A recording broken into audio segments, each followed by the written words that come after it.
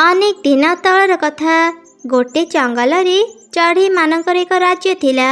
नाना प्रकार चढ़ई सेठी मिलीमिशी रहुथिले। चिल थिला सेमानक राजा। सबु चढ़ई चिल राजार कथा मानि चलुथिले। गोटे दिन से जंगल को किछि दुष्ट शिकारी आसिले। सेमाने अनेक चढ़ई को धरी निज सांगरे नहीं गले। एमिति कि चढ़ई छुआ को तांका बसारु नहीं आसुथिले। भयरे चढ़ईक दिन कटुथिला। दिने चिल राजा समस्त को कहिला, किछि दुष्ट शिकारी आमर ए जंगल को चली आसीचंती। काहाकू मारिकी खाउचंती तो आउ काहाकू पिंजरे रखी नहीं जाउचंती। ए जंगल रे रहिले आम पई विपद। चाल आमे जंगल छाड़ी दूर को चली जिबा। चढ़ई को न पाइले शिकारी माने एठारु चली जिबे। सेतेबेले आमे आम घर को फेरी आसीबा। एमिति कथा हे सबु चढ़ई जंगल छाड़ी चलीगले। चिल राजा भी सेमानक सह गला। रास्तारे से देखिला तांको जंगल रे थिबा गोटे माँ चढ़ई एक गछ मूले बसी कांदुची। चिल राजा ता पाखौ गला।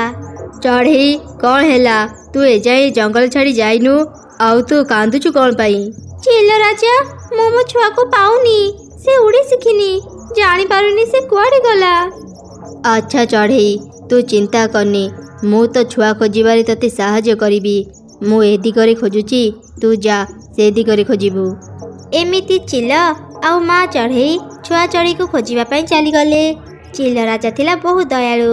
विपद समय रे से चढ़ई मानकु साहाय्य करुथिला। किछि दूर गला परे से देखिला चढ़ई छुआ शिकारी पाखरे अछि। चढ़ई छुआ उड़ी शिखि नथिबा जगु शिकारी माने ताको पिंजरारे न रखी बाहरे रखिथिले। चिल एका थरकरे ही चढ़ई छुआ को झांपी नहीं सेठारु चलीगला। चढ़ई छुआ तो माँ तते एई पाखरे ही खोजुथिला। आख पाखरे तो से देखा जाउनी। लागुची से तते खोजी खोजी दूर को चली जाइची। एठी बेसी समय रहिबा ठीक हेबनी।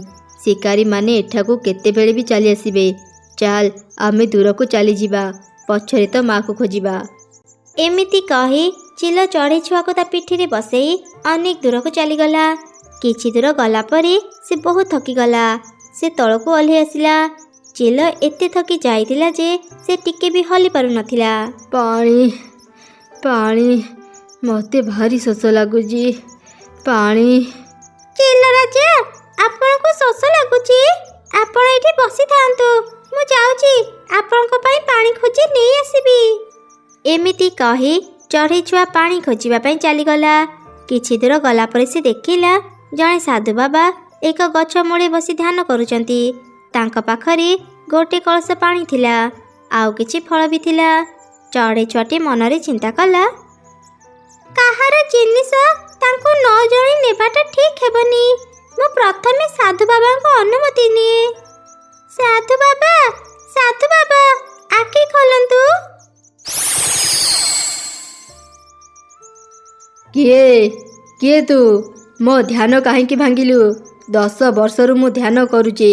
मो ध्यान भांगिबा पई तोर साहस केमिति हैला? साधु बाबा मु आपण को खाइबा नेबा को चाहुथिली।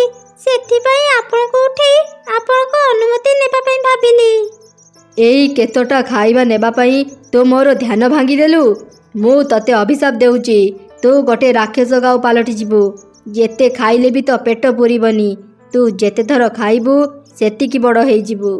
साधु को कथा सरू सरू छोट चढ़ई छुआटी एक राक्षस काउरे बदली गला। सामने थिबा सबु खाइबा से खाइदेला।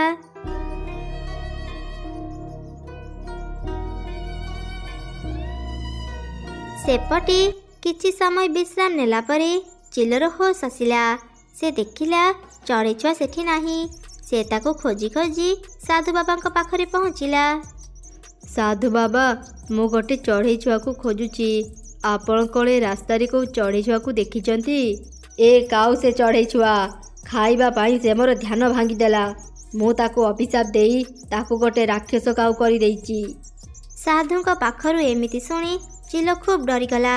से साधु को सब घटना जानिला। साधु बाबा मो पाई ए चढ़ई छुआ एठाकू आसीथिला। दयाकरी आपण निज अभिशाप फेरे नियंतु। मु मो अभिशाप तो फेरे नहीं पारिबिनी। हेले गोटे उपाय अछि। चिल मो पाखकू आसे।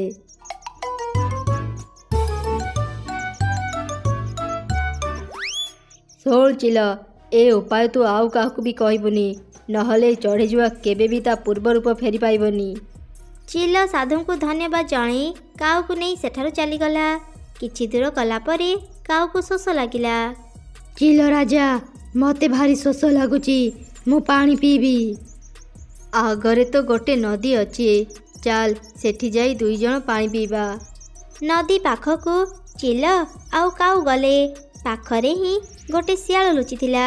ସେ ଚିଲକୁ ଖାଇବା ପାଇଁ ଯେମିତି ତା ପାଖକୁ ଆସିଲା, ରାକ୍ଷସ କାଉ ଏକା ଥରକେ ତାକୁ ଖାଇଦେଲା। ସଙ୍ଗେ ସଙ୍ଗେ ସେ ଆହୁରି ବଡ଼ ହେଇଗଲା। ତାପରେ କାଉ ନଦୀର ସବୁ ପାଣି ପିଇଦେଲା। ନଦୀରେ 2ଟି କୁମ୍ଭୀର ଥିଲେ। କାଉ ସେମାନଙ୍କୁ ବି ଖାଇଦେଲା। ସେ ଆହୁରି ବଡ଼ ହେଇଗଲା। ଏସବୁ ଘଟଣା ଦେଖି ଚିଲ ରାଜା ଖୁବ୍ ଡରିଗଲା। ଚଢ଼େଇ ଛୁଆ, ଏବେ ତୁ ବହୁତ ବଡ଼ ଆଉ ଶକ୍ତିଶାଳୀ ହେଇଯାଇଛୁ। ଚାଲ ଆମେ ଏବେ ଆମ ଘରକୁ ଫେରିଯିବା ଆଉ ସେ ଦୁଷ୍ଟ ଶିକାରୀମାନଙ୍କୁ ଉଚିତ ଶିକ୍ଷା ଦେବା। ତାପରେ ରାକ୍ଷସ କାଉ ଆଉ ଚିଲ ରାଜା ନିଜ ଜଙ୍ଗଲକୁ ଯିବା ପାଇଁ ବାହାରିଲେ। ଚିଲ ରାଜା, ଏଗୁଡ଼ା କ'ଣ ଆକାଶରେ ଭାସୁଛି? ଏସବୁ କ'ଣ ଆଇସ୍କ୍ରିମ୍? ନାଇଁ ଚଢ଼େଇ ଛୁଆ, ଏସବୁ ଆଇସ୍କ୍ରିମ୍ ନୁହଁ, ଏସବୁ ବାଦଲ। ମୋତେ ତ ଏଗୁଡ଼ା ଆଇସ୍କ୍ରିମ୍ ଭଳି ଲାଗୁଛି, ମୁଁ 2ଟା ଖାଇନିଏ।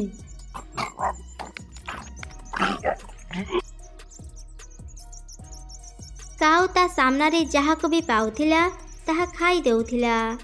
କିଛି ଦୂର ଗଲା ପରେ ସେମାନେ ଶିକାରୀମାନଙ୍କ ପାଖରେ ପହଞ୍ଚିଲେ। କାଉ ଗୋଟି ଗୋଟି କରି ସବୁ ଶିକାରୀଙ୍କୁ ଖାଇଦେଲା। ଶିକାରୀମାନେ ଭୟରେ ଏଣେ ତେଣେ ଦୌଡ଼ିଲେ, ହେଲେ କାଉ ତାଙ୍କୁ ଛାଡ଼ିଲାନି। ସେ ଖୋଜି ଖୋଜି ସମସ୍ତଙ୍କୁ ଖାଇଦେଲା। ଶିକାରୀମାନେ ଆଉ ଜଙ୍ଗଲରେ ନଥିବା ଯୋଗୁଁ ସବୁ ଚଢ଼େଇ ନିଜ ନିଜ ଘରକୁ ଫେରି ଆସିଲେ। ସମସ୍ତେ ତ ଫେରି ଆସିଲ, ହେଲେ ମା ଚଢ଼େଇ କୁଆଡ଼େ ଗଲା? ସେ ଏଠାକୁ ଆସିବା ନିହାତି ଜରୁରୀ। କିଛି ସମୟ ପରେ ମା ଚଢ଼େଇ ବି ସେଠାକୁ ଆସିଲା। ସେ ଚିଲ ରାଜାକୁ କହିଲା, ଚିଲ ରାଜା, ମୁଁ ମୋ ଛୁଆକୁ କୋଉଠି ବି ପାଇଲିନି, କ'ଣ ଆପଣ ମୋ ଛୁଆକୁ ପାଇଲେ? ଚିଲ ରାଜା ମା ଚଢ଼େଇକୁ ସବୁ ଘଟଣା କହିଲା। ହେଲେ ସାଧୁଙ୍କ କଥା ଅନୁସାରେ ଚଢ଼େଇ ଛୁଆ କେମିତି ନିଜ ପୂର୍ବ ରୂପ ଫେରି ପାଇବ ତାହା କହିଲାନି। ମା, ମୁଁ ତ ଛୁଆ, ମୁଁ ଜାଣିନି ମା, ମୋତେ କାହିଁକି ଭାରି ଭୋକ ଲାଗୁଛି। କିଛି ଖାଇବାକୁ ଦିଅ, ନହେଲେ ମୁଁ ମୋ ସାମ୍ନାରେ ଯାହାକୁ ବି ପାଇବି ତାକୁ ଖାଇଦେବି। ମୋତେ ଶିକୁଳିରେ ବାନ୍ଧି ଦିଅ, ନହେଲେ ମୁଁ ନିଜକୁ ନିୟନ୍ତ୍ରଣ କରିପାରିବିନି। ତାପରେ ସମସ୍ତେ ମିଶି କାଉକୁ ଏକ ଶିକୁଳିରେ ବାନ୍ଧିଦେଲେ। ଏତେ ବଡ଼ ଗୋଟିଏ ରାକ୍ଷସ କାଉର ଖାଇବା ସେମାନେ କେମିତି ଯୋଗାଡ଼ କରିବେ ବୁଝିପାରିଲେନି। ସମସ୍ତଙ୍କ ପାଖରେ ଯାହା ବି ଥିଲା ସେମାନେ କାଉକୁ ଦେଲେ, ହେଲେ କାଉର ପେଟ ପୁରିଲାନି।